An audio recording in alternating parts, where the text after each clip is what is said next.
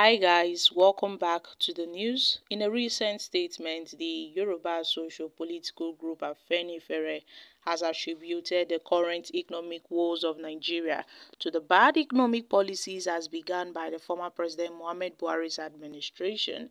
Afenifere, in a statement, had said that Buhari's regime did not make provisions for subsidies in the last budget, which led to the hasty removal of fuel subsidy by the incumbent president on the inauguration day.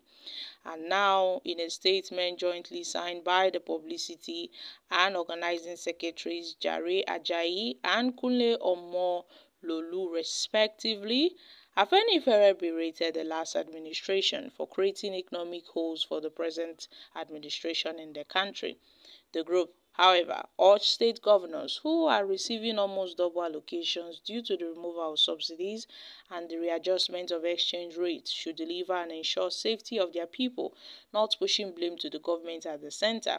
Now, under Buhari's regime, under Buhari's watch, terrorists, bandits were operating effortlessly. Law and order broke down.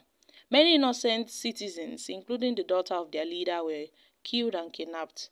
President Buhari could not rein in his critical officials, that's in his crucial officials like the then governor of the CBN, Godwin Emefiele, who was going up and down printing money, rather than facing the reality of taking the difficult decision which were postponed till the evil day.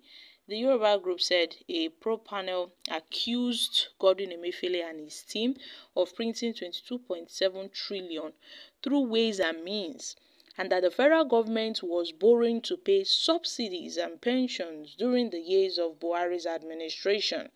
The group claimed that under Buhari, some ministers had suggested the removal of subsidies, among other economic decisions, but did not agree until his last year in office to lay a booby trap for the incoming administration. It was therefore obvious that we were simply postponing the evil day. The CBN governor denied leaks flying around that the books were being doctored. He reassured the federation that all was well. He even wanted to contest the presidential election. You can imagine, there were no penalties for his infractions by President Tinubu.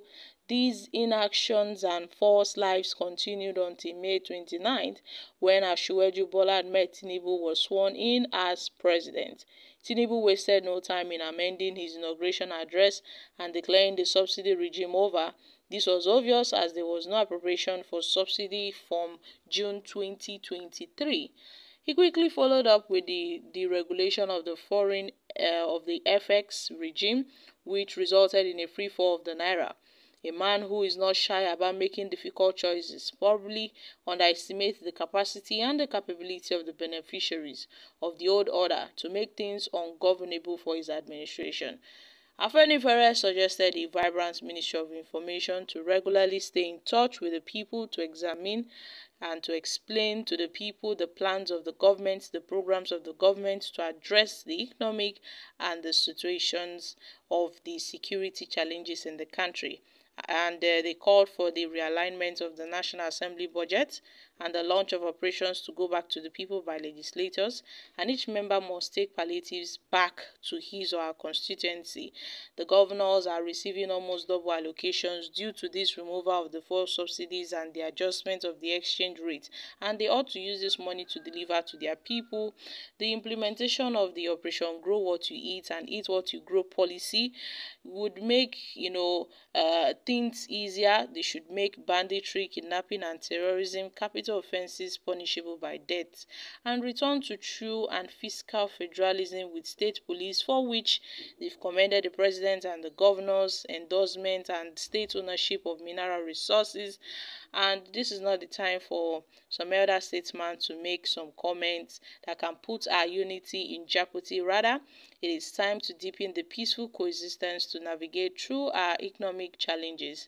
Orchestrating anarchy will be resisted in our dear nation, as we have fought with our blood to achieve democracy.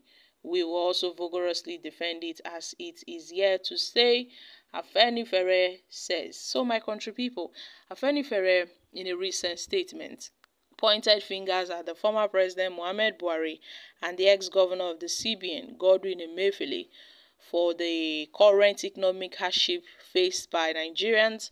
And according to Afenifere, the absence of subsidies in the last budget during Buhari's tenure paved way for the hasty removal of the fuel subsidies by Tinubu's administration.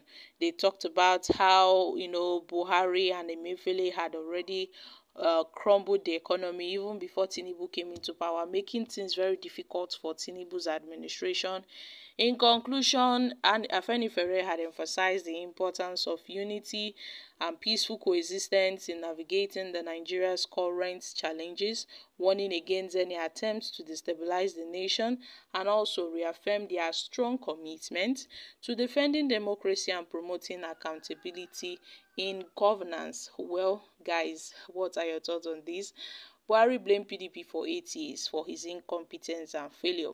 Tinubu started blaming Buhari for his failure and incompetence already. It is obvious. Blaming is in their DNA. Blaming is in the DNA of the APC as a political party. And Buhari should also be prosecuted. He should be prosecuted alongside Emefiele. That's a cap. Buhari managed the economy better than the present break and quench economy we have now. Had it been Obasanjo succeeded Buhari, the hardship wouldn't have, been up to this level. Nigeria will never progress until they allow Biafra's exit. The more you talk about Nigeria, the more you prolong your pains and suffering, says Mazi Nnamdi Kanu. They will never know peace of mind. May God bless Mazi Nnamdi Kanu. Okay, the same Tinubu was part of Buhari's government. The president was the chairman of the APC. So, what did he do back then? But APC and Jagaban said they will continue the good work of Buhari during campaign. All of una go explain tire. These ANAS members should stop all these things. Tinubu was very much in the scene. Only God will help us and God will fight for us, okay? Guys, these are reactions from Nigerians. Well, my country people, all these are just stories upon stories and more stories, I must say. Putting blames on this administration pointing at the previous administration, and it goes on and on.